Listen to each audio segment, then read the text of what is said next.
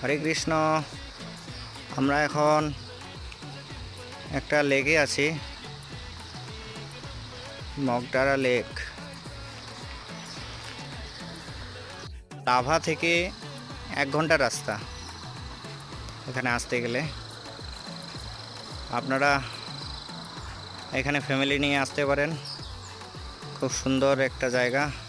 বোটিংয়ের ব্যবস্থাও রয়েছে এখানে, গাড়ি পার্কিংয়ের জায়গা রয়েছে। আপনারা আসতে চাইলে আমার সঙ্গে যোগাযোগ করতে পারেন, কমেন্টে যোগাযোগ করবেন।